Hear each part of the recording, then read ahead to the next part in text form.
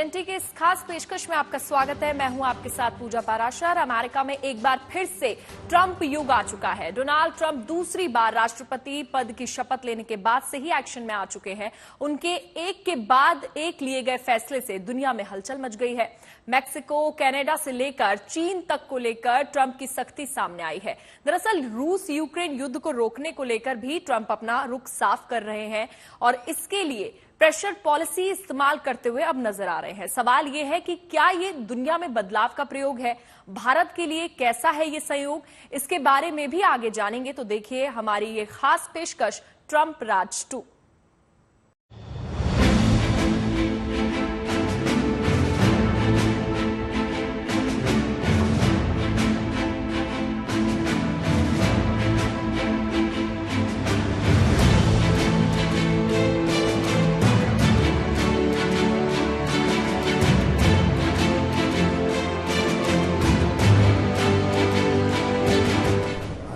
John Trump, do solemnly swear that I... दूसरी बार America के राष्ट्रपति बने डोनाल्ड ट्रंप ने अपने शपथ ग्रहण के दिन ही ये साफ कर दिया कि उनकी प्राथमिकताएं क्या हैं। इस दिन उन्होंने कई ऐसे ऐलान किए जिससे ये साफ हो गया कि उनकी नीति अमेरिका फर्स्ट की रहेगी।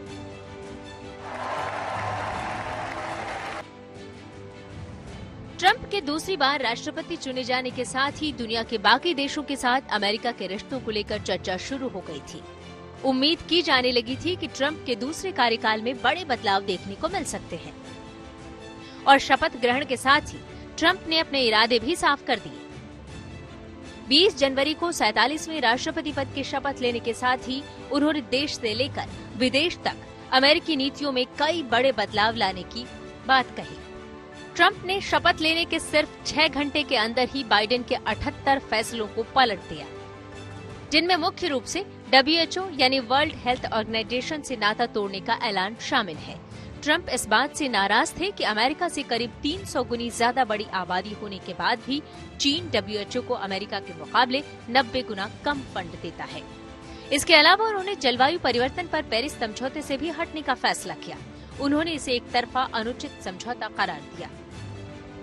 ट्रंप ने पहले ही वादा किया था कि वो दुनिया में शांति स्थापित करेंगी।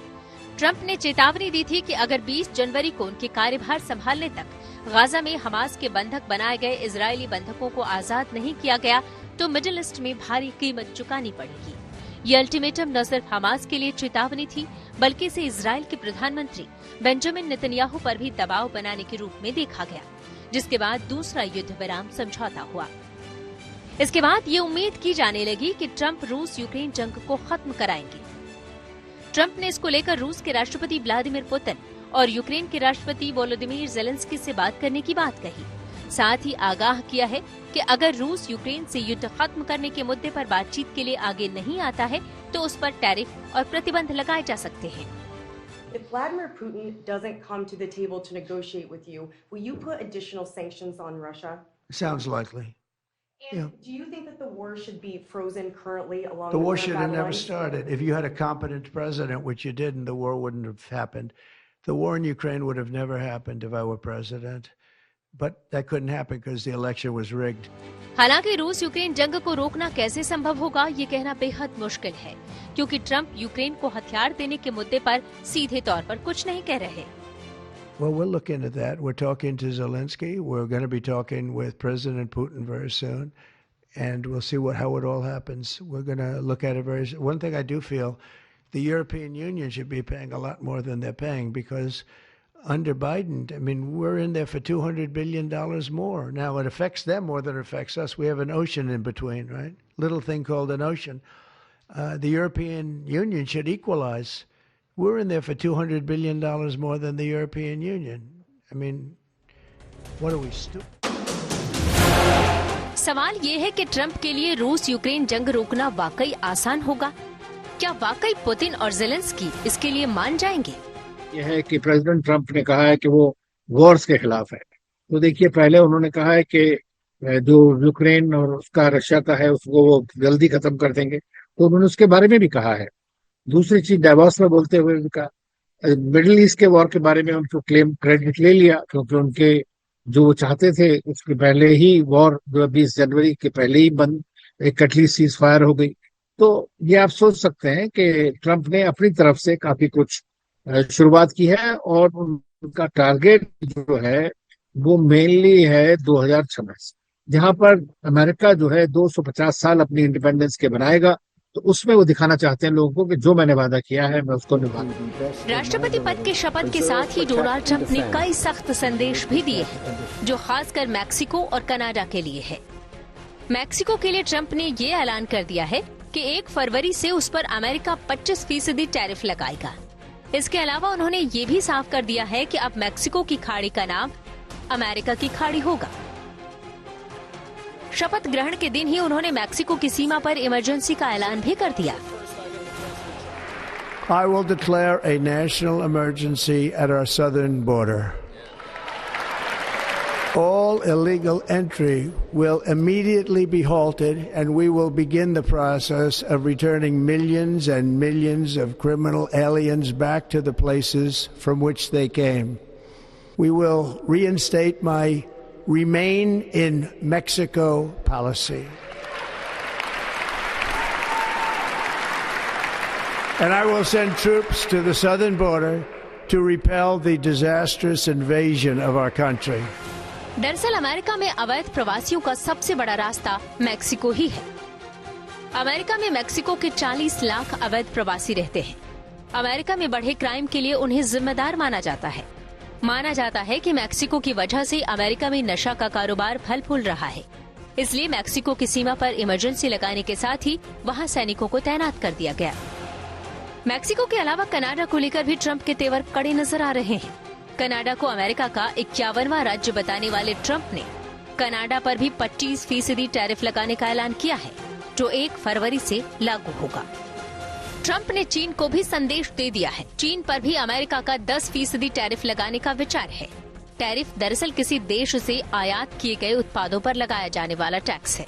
ट्रंप का मानना है कि टैरिफ से अमेरिका में न सिर्फ नौकरियां बढ़ेंगी, बल्कि घरेलू उद्योगों को भी बढ़ावा मिलेगा। ट्रंप ने पनामा नहर को वापस लेने का भी ऐलान किया है। ये नहर दुनिया के सबसे व्यस्त और अहम जलमार्गों में से है, जो एशिया, अमेरिका और यूरोप के बीच माल ढुलाई को तेज और किफायती बनाता है। Panama's promise to us has been broken. The purpose of our deal and the spirit of our treaty has been totally violated. American ships are being severely overcharged and not treated fairly in any way, shape, or form, and that includes the United States Navy. And above all, China is operating the Panama Canal, and we didn't give it to China, we gave it to Panama, and we're taking it back. हालांकि Panama से लेकर चीन तक ने Trump के इस दावे को सिरे से खारिज कर दिया है कि पनामा नहर पर अमेरिका का प्रभावी नियंत्रण है। ट्रंप के एजेंडे में एक मुद्दा ग्रीनलैंड का भी है। दशकों से डेनमार्क का हिस्सा ग्रीनलैंड में मौजूद प्राकृतिक संसाधनों और उसकी भू राजनीतिक स्थिति की वजह से उनकी नजर इस पर है। ट्रंप कई बार कह चुके हैं कि राष्ट्रीय सुरक्षा के लिहाज से अमेरिका को ग्रीनलैंड की जरूरत है, जिसके लिए ग्रीनलैंड पर अमेरिकी नियंत्रण बहुत जरूरी है। शपथ लेने के बाद अपने पहले संबोधन में ग्रीनलैंड पर अमेरिकी नियंत्रण का जिक्र किया था, जिसका ग्रीनलैंड से लेकर डेनमार्क तक ने विरोध जताया है। ये जो एग्जीक्यूटिव ऑर्डर्स वगैरह निकाले हैं, कुछ गलत भी हो सकते हैं, काफी कुछ को चैलेंज किया जाएगा कोर्ट्स में, लेकिन उन्होंने जो अपना सोच रखा था उसी हिसाब से ये सारे ऑर्डर्स इशू हुए हैं। और इसमें कोई नई बात नहीं है, क्योंकि ट्रंप का जो है डिसरप्टर है, वो एक अपने ढंग से सोचते हैं। वो सोचते हैं हर चीज एक ट्रांजैक्शन है, हर चीज एक डील है, और इस तरह से उनको फोर्स किया जाए तो शायद है कि उनको ज्यादा देश को फायदा हो सकता है।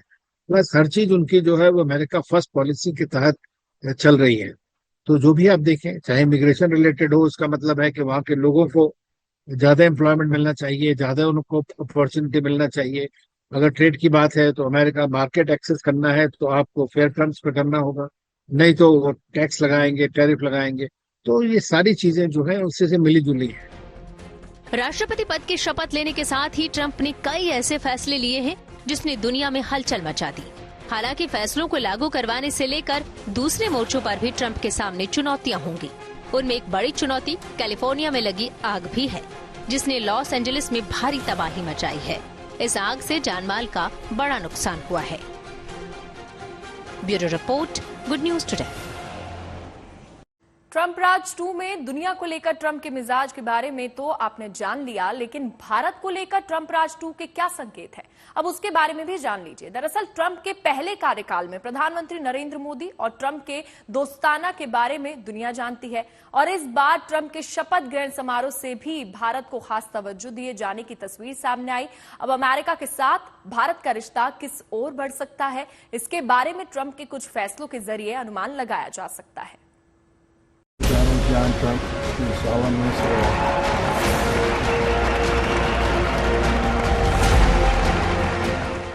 डोनाल्ड ट्रंप के दूसरी बार राष्ट्रपति पद के शपथ ग्रहण समारोह की ये तस्वीर बहुत कुछ कहती है। इस समारोह में भारत की तरफ से विदेश मंत्री एस जयशंकर शामिल हुए, जिन्हें पहली पंक्ति में सीट दी गई। अमेरिका के इस कदम को भारत के साथ उसकी दोस्ती के लिहाज से अच्छा माना जा रहा है। ट्रंप के पहले कार्यकाल में प्रधानमंत्री मोदी के साथ उनकी दोस्ती की खूब चर्चा रही, और अब जब वो दूसरी बार राष्ट्रपति बने हैं तो जाहिर है दोनों देशों के बीच बेहतर रिश्ते की ही उम्मीद की जा रही है। ट्रंप ने सत्ता संभालते ही अपने वादे पूरे करने की तरफ कदम भी बढ़ा दिए हैं। उन्होंने कई ऐसे फैसले लिए हैं जिससे दुनिया में हलचल मच गई। उन्हीं में से एक फैसला है बर्थ राइट सिटीजनशिप, यानी जन्मजात नागरिकता की। ट्रंप ने दोबारा सत्ता में आते ही इसे समाप्त कर दिया, जिसे अमेरिका में रहकर काम करने वाले दूसरे देशों के लोगों के लिए बड़ा झटका माना गया। यह आदेश अगर लागू होता है तो अवैध प्रवासियों या अवैध वीजा पर अमेरिका में रहने वाले लोगों के उन बच्चों को अमेरिकी नागरिकता नहीं मिल पाएगी जिनका जन्म अमेरिका में हुआ। जाहिर है इसका सीधा असर वहां रह रहे भारतीयों पर भी पड़ेगा। दरअसल अमेरिका के संविधान के 14वें संशोधन के मुताबिक वहां जन्मजात नागरिकता का अधिकार मिलता रहा है। इसके जरिए अमेरिका में रहने वाले अप्रवासियों के बच्चों को भी नागरिकता का अधिकार मिलता रहा है। इस कानून का फायदा उठाकर दूसरे देशों से लोग पढ़ाई, रिसर्च, नौकरी के आधार पर अमेरिका में रुकते रहे और बच्चे का जन्म होते ही उन्हें अमेरिकी नागरिकता मिलती रही है। इसके जरिए बच्चे के माता पिता को अमेरिका में रहने की कानूनी वजह भी मिलती रही है। लेकिन ट्रंप के आदेश से हर साल 1.5 लाख नवजातों की नागरिकता पर संकट आ गया। आदेश के बाद अमेरिका में ग्रीन कार्ड का इंतजार कर रहे परिवारों को सबसे ज्यादा झटका लगा, क्योंकि अपने बच्चों के जन्म की नागरिकता से उन्हें भी वहां लंबे समय तक रहने का मौका मिलता। 2022 की प्यू रिसर्च सेंटर की रिपोर्ट के मुताबिक 16 लाख बच्चों को अमेरिका में जन्म लेने की वजह से नागरिकता मिली है, जिनका ताल्लुक भारत से है। ट्रंप ने जन्मजात नागरिकता के आदेश को लागू करने के लिए 30 दिन का समय दिया, यानी 20 फरवरी से यह आदेश लागू होना तय किया गया, जिसके बाद अवैध प्रवासियों या वीजा पर रहने वाले लोगों के उन बच्चों को नागरिकता नहीं मिल पाएगी जिनका जन्म अमेरिका में होगा। ट्रंप के इस फैसले के चलते अमेरिका में 20 फरवरी से पहले सिजेरियन डिलीवरी की होड़ लग गई, जिनमें भारतीय महिलाओं की भी अच्छी खासी तादाद है। वहां रहने वाली गर्भवती महिलाएं 20 फरवरी से पहले बच्चे को जन्म देने के लिए अस्पतालों से संपर्क कर रही हैं, भले ही उनकी डिलीवरी की तारीख इसके बाद की क्यों न हो। हालांकि अमेरिका की कोर्ट की ओर से ट्रंप के जन्मजात नागरिकता को खत्म करने वाले फैसले पर तात्कालिक रोक लगा दी गई है, जिससे अमेरिका में रह रहे भारतीयों के साथ ही हजारों प्रवासियों को राहत मिली है। डेमोक्रेटिक लीडरशिप वाले 4 राज्य वॉशिंगटन, एरिजोना, इलिनॉइस और ओरेगन इस फैसले के खिलाफ अदालत चले गए थे। ट्रंप के कई फैसलों को लेकर विरोध के सुर सुनाई पड़ रहे हैं। उनमें से एक फैसला थर्ड जेंडर का भी है, जिसकी मान्यता खत्म करने का ट्रंप ने ऐलान किया और सिर्फ 2 जेंडर, मेल और फीमेल के रहने की बात कही। हालांकि भारत के नजरिए से ट्रंप का एक फैसला बहुत ही राहत देने वाला है, जो है H-1B वीजा से जुड़ा। न्यूयॉर्क टाइम्स के मुताबिक ट्रंप ने कहा है कि H-1B वीजा बंद नहीं होंगे। अमेरिका को टैलेंट की जरूरत है। मैंने खुद भी इस प्रोग्राम का इस्तेमाल किया है। ऐसे में मैं इसे रोकना नहीं चाहता हूँ। हमें सिर्फ इंजीनियर ही नहीं चाहिए, अन्य जॉब्स के लिए भी बेस्ट प्रोफेशनल्स आने चाहिए। ये अमेरिकियों को ट्रेनिंग भी देंगे। ट्रंप के इस फैसले के पीछे एलन मस्क के बयान को अहम माना जा रहा है। शपथ ग्रहण से पहले ही उन्होंने H-1B वीजा का समर्थन करते हुए कहा था अगर आपको अपनी टीम को चैंपियन बनाना है तो सबसे बेहतरीन खिलाड़ियों को लाना पड़ेगा, चाहे वे दुनिया के किसी भी कोने से हो। अच्छा करियर और कमाई के लिए अमेरिका जाने की ख्वाहिश रखने वाले भारतीय इसी H-1B वीजा के जरिए जाते हैं। भारतीयों के लिए इस वीजा को लेकर लिए गए फैसले की अहमियत इसी से समझी जा सकती है कि 2014 में जारी कुल 2,80,000 H-1B वीजा में से करीब 2 लाख वीजा भारतीयों को मिले थे। एक है लीगल इमिग्रेशन और एक है इलीगल इमिग्रेशन। तो जो लोग इलीगल गए हैं उसके बारे में तो आपका अपना कोई पॉलिसी फ्रेमवर्क हो नहीं सकता है। और जैसा डॉक्टर जयशंकर ने भी कहा है कि जो हमारे अगर सिटीजन हैं पूरी तरह से, जो लोग जाते हैं H-1B वीजा के अंतर्गत या लीगल माइग्रेशन के थ्रू, तो उनके बारे में तो कोई समस्या है नहीं। तीसरी चीज है कि जो लोग काम करने जाते हैं वहां पर H-1B वीजा के ऊपर, अगर उनके बच्चे होते हैं वहां पर, तो पहले उनको यूएस सिटीजन मिल जाती थी। अब भी उन्होंने फिर वो इसी तरह से कहा है कि उनको यूएस सिटीजन ही होगी। उन्होंने एग्जीक्यूटिव ऑर्डर निकाल दिया तो ऑटोमेटिक, लेकिन ये कॉन्स्टिट्यूशन का वायलेशन है, इसलिए उसके खिलाफत होगी। दरअसल H-1B वीजा को लेकर भारतीयों की चिंता इस वजह से बढ़ी हुई थी क्योंकि ट्रंप ने शपथ ग्रहण के साथ ही अवैध प्रवासियों को अमेरिका से बाहर निकाले जाने का ऐलान कर दिया था। अमेरिका में ऐसे भारतीयों की भी बड़ी संख्या है जो गैर कानूनी तरीके से वहां गए हैं। अवैध प्रवासियों से डील करने वाली अमेरिका की संस्था ICE यानी इमिग्रेशन एंड कस्टम्स इन्फोर्समेंट ने करीब 15 लाख ऐसे लोगों की लिस्ट बनाई थी, जिसमें 18,000 भारतीय भी शामिल हैं। विदेश मंत्री एस जयशंकर की अमेरिका के विदेश मंत्री मार्को रूबियो के साथ हुई द्विपक्षीय बातचीत में भी अवैध प्रवासियों पर चर्चा हुई, जिसमें जयशंकर ने भारत का पक्ष मजबूती से रखा और इसकी जानकारी दी। Want Indian talent and Indian skills to have the maximum opportunity at a global level. At the same time, we are also very firmly opposed to illegal mobility and illegal migration. We have always taken the view that if there are any of our citizens who are not here legally, if we are sure that they are our citizens, we have always been, open to their legitimate return. At the same time, I also told him that, look, while we understand all of this, and I also accept that these are autonomous processes, it is in our mutual interest to facilitate legal and mutually beneficial mobility. Jaishankar ने ये भी बताया कि बातचीत के दौरान उन्होंने Rubio से ये भी कहा कि जब वीजा प्रक्रिया में 400 दिन लगते हैं तो इससे संबंधों को खास फायदा नहीं होता। हम अपने आप में एक लार्जेस्ट कंट्री हैं, मोस्ट पॉपुलस कंट्री है, थर्ड लार्जेस्ट इकोनॉमी है हमारी परचेजिंग पावर पैरिटी के हिसाब से, बड़ा पिवटल कंट्री है, इतना बड़ा मार्केट है हमारा, सारी दुनिया को हम सप्लाई करते हैं, लोग जितने भी टैलेंट है आगे देगा भारत। तो ये सोचना या ये समझना कि अमेरिका को जो सोचेगा तो इससे हो जाएगा या वो हो जाएगा, मैं नहीं समझता वो उचित है। लेकिन अमेरिका के अपने एक कंपल्शंस हैं। अगर अमेरिका ने चाइना के साथ में कंपटीशन करना है, चाहे वो इंडो पैसिफिक में हो या कहीं पर भी हो, तो उसको दोस्तों की जरूरत है, और दोस्त में भारत सबसे बड़ी डेमोक्रेसी है दुनिया की, तो उससे बड़ा क्या हो सकता है। हम भी चाहते हैं भारत, अमेरिका हमारा ग्लोबल कॉम्प्रहेंसिव स्ट्रेटेजिक पार्टनर है, हमारी रिलेशनशिप बहुत अच्छी चल रही है। तो मैं नहीं समझता कि प्रेसिडेंट ट्रंप उसको किसी भी तरह से गलत या उसको छोटा मानते हैं। उनके प्रधानमंत्री मोदी के साथ अच्छे ताल्लुकात हैं, 2 बार उनकी बातचीत हो चुकी है। प्रधानमंत्री मोदी 2-3 लोगों में पहले थे जिन्होंने उनको फोन करके बधाई दी थी। डॉक्टर जयशंकर अभी हमारे वहां पर प्रेजेंट थे और आपने देखा कि वो सबसे आगे की रो में भी बैठे हुए थे।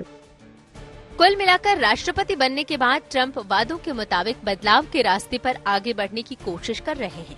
हालांकि उनकी राह में अभी से रोड़े भी पड़ रहे हैं, लेकिन जहां तक भारत और अमेरिका के रिश्तों की बात है तो इसके बेहतर होने की ही उम्मीद की जा रही है। Bureau report, good news today. फिलहाल हमारी इस खास पेशकश में इतना ही। मुझे दीजिए इजाजत, लेकिन देश दुनिया और अच्छी और सच्ची खबरों के लिए आप देखते रहिए गुड न्यूज टुडे।